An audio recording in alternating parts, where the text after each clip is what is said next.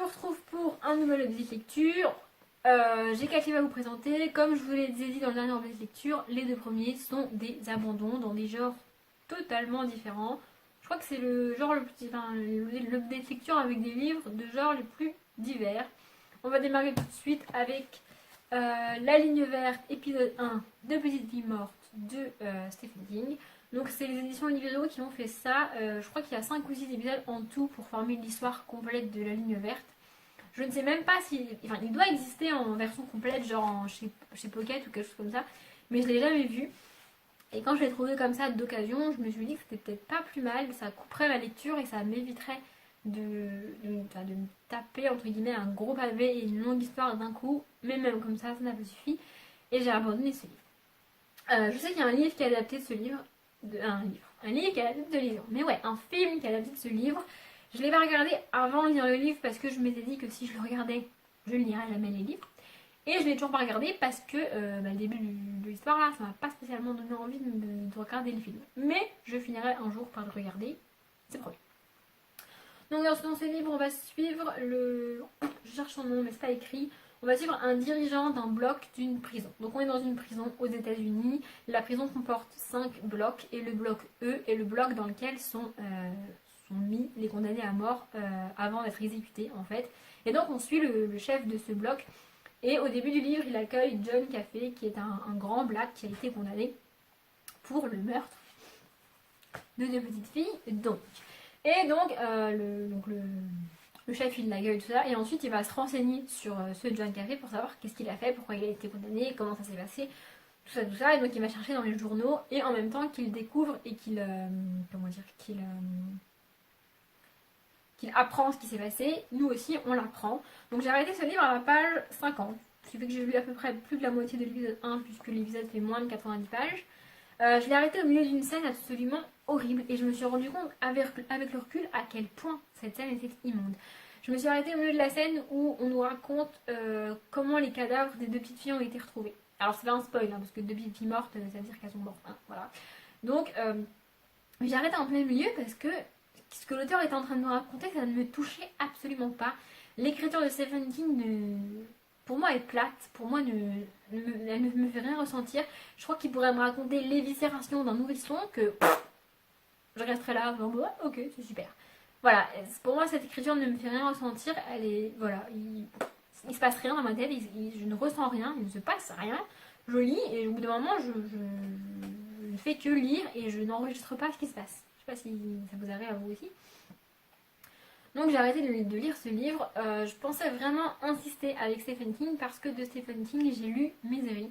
Pour le coup j'ai lu Misery intégralement et quand j'ai eu terminé Misery je me suis dit ouais tout ça pour ça. En fait je m'attendais à un truc vraiment énorme, vraiment cool parce que Stephen King est un auteur renommé que tout le monde adore et on a entendu parler énormément de Stephen King et Misery c'est quand même l'un de ses livres les plus aimés et dont on entend le plus parler. Du coup, commencer par celui-ci, je m'étais dit que c'était une bonne idée. Et en fait, quand j'ai fermé le livre, je me suis dit, ouais, tout ça pour ça. Parce que moi, ça m'a pas plus emballé que ça. Et je pense que ça vient de l'écriture de Stephen King. Voilà, l'écriture ne me touche pas. Je me répète, mais voilà. Donc je pense que je vais arrêter de lire du Stephen King. Parce que je ne peux pas. Enfin, ça ne me fait rien en fait. On continue avec Maybe Not, le tome 1,5 de Maybe Someday de Colleen Hoover. Et oui, c'est le deuxième abandon, alors que Maybe Someday avait été un immense coup de cœur. Je vais commencer par résumer l'histoire, ensuite j'expliquerai pourquoi j'ai abandonné ce livre, et ensuite je reviendrai sur Colleen Hoover et ses livres. Donc dans ce livre, on va rencontrer Warren et Bridget, que vous connaissez si vous avez lu Maybe Someday. Donc Warren est en colocation avec deux de ses amis, enfin deux de ses potes quoi. Et l'un de ses potes lui impose comme nouvelle colocataire Bridget. Bridget ne sort pas avec son colocataire, elle est célibataire. Il n'est pas du tout content parce qu'il doit partager sa salle de bain avec elle, qu'elle ne le laisse pas vraiment indifférent, mais qu'en même temps elle est méchante. Et donc du coup ils vont commencer à avoir, pas une relation parce que vraiment Bridget est totalement inaccessible et vraiment méchante. Du coup c'est assez bizarre. J'ai arrêté ce livre très très très tôt, j'ai arrêté ce livre à la page 42. Donc j'ai arrêté ce livre, pourquoi j'ai arrêté ce livre? J'ai arrêté ce livre parce que c'est le tome 1,5 de Maybe Someday. Dans Maybe Someday, on a l'histoire de Ridge et de Sydney. Donc au début de Maybe Someday, Ridge rencontre Sydney et après c'est leur histoire. J'ai vraiment, vraiment, vraiment adoré Maybe Someday, je l'ai dévoré. Et je suis encore plus dégoûtée de ne pas aimer d'autres livres de Colleen Hoover parce que franchement c'est pas normal. Mais bon, c'est comme ça. Et donc ce qui m'a gênée, c'est que ce livre-là se passe avant Maybe Someday. C'est-à-dire qu'à la fin de Maybe Someday, on a laissé Ridge et Sidney dans une certaine situation à un certain moment de leur vie. Sauf que là, Ridge, donc Ridge c'est l'un des colocataires de Warren, hein, et on le voit, on l'aperçoit, sauf qu'il n'a pas encore rencontré Sidney. Il est avant sa rencontre avec Sidney, et du coup ça m'a totalement perturbée parce que j'aurais au moins aimé avoir ce petit point-là et retrouver Ridge et Sidney parce que je les ai aimés dans Maybe Someday, mais c'est pas le cas. Donc en fait c'est un tome 0,5 et pas 1,5 pour moi, mais bon bref. La deuxième raison, c'est que Bridget est absolument imbuvable. C'est vraiment une tête à claque. On a envie de la tabasser, de la fracasser contre le mur tellement elle est agaçante et tellement elle est méchante. Et le problème, c'est que dans ce livre-là, dans ce petit livre, hein, on n'a que le point de vue de Warren, on n'a pas le point de vue de Bridget, ce qui fait qu'on ne peut pas savoir pourquoi elle est comme ça. En tout cas, à la page 42, par laquelle je me suis arrêtée, on ne sait pas. Hein. Je suis même pas sûre qu'on le sait à la fin. Et donc, elle est méchante, et pour nous, c'est gratuit parce qu'on n'a pas de raison et on n'est pas dans sa tête et on ne sait pas ce qui se passe. Du coup, ça m'a très vite saoulée. Et la troisième raison, c'est que, du coup, comme ça, c'est ce qui se passe avant Maybe Someday, dans Maybe Someday, si vous l'avez lu avant, Warren et Bridget sont en couple. Alors là, vous allez me dire, Audrey, le principe de toutes les romances, c'est qu'à la fin, ils vont finir ensemble. On le sait. Non! Dans toutes les romances, on espère qu'ils vont finir ensemble. Mais rien ne nous dit qu'un jour, on va pas tomber sur un auteur, écrivain de romance qui va faire que la romance, ça part en live et ils finissent pas ensemble. Sauf que là, ça n'a aucun intérêt. On n'a aucune question de savoir est-ce qu'ils vont finir ensemble ou pas, puisqu'on le sait dans Maybe Someday, ils sont ensemble.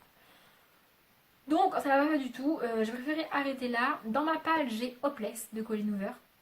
Je pense que je vais pas le lire tout de suite parce que clairement, ça va pas le faire. J'ai déjà essayé de lire Ugly Love de Colleen Hoover et vraiment, j'ai été déçue. En fait, je pense que j'ai commencé par le mauvais Colleen Hoover. Alors, le mauvais avec des guillemets. C'est-à-dire que je pense que j'ai commencé par son meilleur, par le plus original qu'elle ait écrit, par vraiment le plus génial, le plus magnifique qu'elle ait écrit. Et sauf que après, je m'attends à ce que... C'est pas que je m'attends à ce que chaque livre soit aussi génial, parce que j'ai vraiment adoré Maybe Someday. Donc j'accepte que les livres de la même auteure, je les aime moins. Ce que je refuse, en revanche, c'est que Colleen Hoover tombe dans le cliché et écrive des romances absolument banales après ma lecture de Maybe Someday. J'ai gardé Ugly Love, même si je ne l'ai pas lu. C'est l'un des rares livres que j'ai pas terminé, que j'ai abandonné et que j'ai gardé. Parce que je me suis dit que peut-être un jour, je voudrais le relire. Enfin, je pourrais réessayer et l'aimer. Parce que j'ai abandonné Ugly Love au bout de même pas 30 pages, je crois, parce qu'on est dans le cliché le plus total et le plus banal. Et vraiment, j'étais dégoûtée. Donc si je vois que Hopeless, c'est pareil, j'arrêterai d'essayer de lire du Colleen Hoover. Tant pis, j'ai commencé par le mauvais, et là, tant pis, je garderai ce coup de cœur absolument inconsidérable qu'est Maybe Someday pour moi, et je ne lirai jamais d'autres Colleen Hoover. C'est pas grave. Donc ça, c'est des livres que j'ai lus juste après le week-end d'Amil. Donc vers le 23-24 janvier. Et ensuite, là, je vais présenter 2 livres que j'ai lus début février. Alors, entre le 24 janvier et début février, j'ai pas rien lu. J'ai juste lu d'autres livres. Un que je vais faire une vidéo spéciale dessus, qui devrait plus trop tarder, je sais pas trop. Et d'autres que j'ai pas encore terminé, que je suis en train de lire, parce que je les mets en pause et que je les reprends ensuite. Donc, ou alors les livres de ma Winterpal que je présenterai, dont je parlerai dans ma vidéo Springpal, du coup, je crois que ça doit être ça. Donc dans la vidéo dans laquelle je présenterai mes livres pour le printemps, je ferai le bilan de la Winterpal. Du coup, on va parler des favoris de Monsieur Molière. Donc j'ai lu le 1er février parce qu'au mois de février, j'ai décidé de faire le challenge Petit Mois, Petite Lecture. C'est un challenge proposé par Audrey de la chaîne Le Souffle des Mots. Et donc dans sa vidéo présentation, elle dit que le but c'est de lire pas mal de petits livres et d'en sortir de sa palle, mais qu'on peut lire autre chose à côté. Et je me suis dit, c'est ce que je vais faire, je vais lire les livres que j'ai envie de lire, et en même temps je vais sortir les petits livres de ma palle. Comme ça la fera diminuer, parce que là je vous avoue qu'on a atteint des proportions absolument gigantesques, et ça ne se rend plus nulle part. J'ai plus de place pour mettre mes livres, c'est bien simple. Donc j'ai lu le favori de Scapin. Dans ce livre, on rencontre... Attendez, je cherche les noms des personnages parce qu'ils ont des noms absolument... Ah oui, il y a une préface, mais comme la préface est de Marcel Maréchal et pas de Molière, et ben moi, je l'ai pas lu parce que j'aime pas les préfaces qui sont pas écrites par les auteurs. Donc on rencontre Octave et Léandre, qui sont 2 jeunes hommes qui doivent avoir une vingtaine d'années, je pense. Et leurs pères sont partis en voyage. Pendant ce voyage, l'un des fils s'est marié, l'autre est tombé amoureux et veut épouser cette jeune fille. Sauf que leurs pères sont revenus Et c'est une époque à laquelle c'est les pères qui choisissent avec qui tu te maries, que tu sois un homme ou une fille, c'est pareil, c'est les pères qui choisissent. Sauf que bah du coup, il va falloir leur annoncer que en fait non, ils ont choisi, tu vois. Donc du coup, les deux jeunes hommes font appel à Scapin et à ses petites fourberies, voilà, pour faire passer le message au père et sous un... Comme Molière sait le faire avec des quiproquos et des situations absolument rocambolesques, faire passer le message au père jusqu'à leur faire croire que l'idée vient d'eux. Je sais pas si vous voyez ce que je veux dire. J'ai vraiment beaucoup aimé cette pièce de théâtre-là. Comme c'est du théâtre, je l'ai lu à voix haute, parce que j'étais toute seule chez moi. Du coup, je l'ai lu à voix haute, et franchement, c'était cool. J'ai vraiment aimé, ça m'a donné encore plus envie de lire toutes les pièces de Molière que j'ai pas encore lues, parce qu'il y en a pas mal quand même que j'ai pas lu. Il y a juste un petit truc qui m'a déçu et qui m'a gêné, c'est que au début, donc attends, je vous montre. Voilà, là on a la liste des personnages avec une mini description. Vraiment, c'est 3-4 mots, mais cette mini description nous spoil absolument toute l'histoire. C'est-à-dire que toute l'histoire est basée sur un quiproquo entre les pères et les fils, et la mini description qu'on a au début nous spoil totalement le quiproquo. Ce qui fait que moi au début j'étais perdue parce que pour moi il n'y avait pas de quiproquo, il n'y avait pas de problème, et je comprenais pas. Et en fait c'est parce que ça m'a tout spoilé. Donc à la limite je conseillerais de ne pas lire les descriptions du début et de vous lancer dans ma pièce comme ça, parce que c'est vraiment dommage. Évidemment à la fin de la pièce de théâtre, le quiproquo est révélé et tout va bien. Mais du coup, moi j'ai eu un petit sentiment de bah ouais, mais je le savais depuis le début quoi. Donc je suis un peu dégoûtée. Je pense que pour les autres pièces de théâtre de Molière, pour éviter de me faire avoir, je n'irai pas les descriptions des personnages. Mais c'est pas grave. Et on finit avec un tome 2, donc c'est Calendar Girl du mois de février de Audrey Carlan. Et là, à ce moment-là, maintenant tout de suite, je me rends compte que j'ai pas dit la musique de Maybe Sunday parce que, enfin de Maybe Not, parce que pour le Maybe Sunday et Maybe Not, j'écoute une musique. J'écoute Give You Up Back de Demi Lovato. Et pour Calendar Girl, j'écoute Somewhere New de M22 et Klingon, quelque chose comme ça. Enfin, je sais plus trop, je vous mettrai les musiques dans l'info. Donc, pour rappel, dans cette saga-là, on va avoir un tome par mois. Merci Audrey. J'ai pas encore commandé Film Mars, faut que je le fasse. Donc, on va suivre Mia qui est devenue Escort Girl. Et qui donc va au cours de l'année, donc chaque mois elle va aller dans une nouvelle ville et elle va avoir un nouveau client en fait. J'avais un peu peur parce qu'avec la fin du tome 1 que Mia se transforme en fille nue, je suis en mode ouais mais non je veux pas faire ça parce que bon... J'avais vraiment peur de ça et en fait c'est pas le cas. Dans ce tome là elle se rend compte qu'elle peut faire ça tout en étant fidèle à elle-même, qu'elle a le droit de faire ce qu'elle veut en fait et c'est vraiment cool. Alors par contre ça m'a fait sourire parce que nous en tant que français on a un avantage pour ce tome là. C'est-à-dire que le client de ce tome là est français et que de temps en temps quand il est emporté par l'émotion et qu'il ne trouve plus ses mots en anglais, il parle en français. Attendez, je vais essayer de me trouver ça. Et du coup dans le texte original, le mot en français, enfin les mots sont dans le texte anglais original. Les mots, comme vous voyez là, il y a écrit ma jolie avec un petit astérix. Ça veut dire que dans le texte original, il s'est écrit ma jolie en français aussi. Ce qui fait que nous, on a un petit avantage en tant que français, c'est que tous ces mots qui sont mis avec un petit astérix pour nous signaler à nous, français, que dans le texte original c'est français, eh bien on les comprend.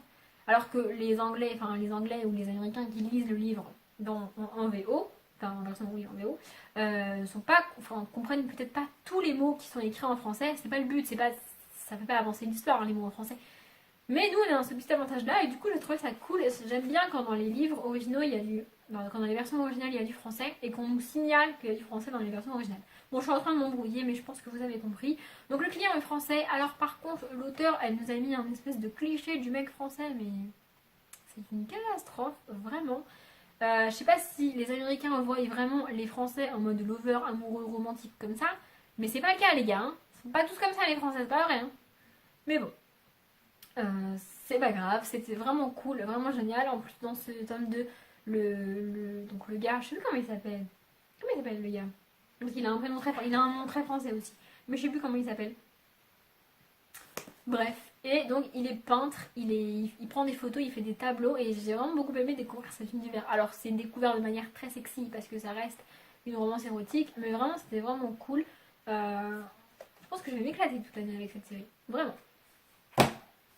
Voilà, ma vidéo est maintenant terminée, j'ai fait un update lecture de moins de 20 minutes. Wouhou! Bref, je vais arrêter là. Comme d'habitude, je vous souhaite une bonne journée, une bonne après-midi, un bon appétit ou une bonne nuit et je vous dis à bientôt.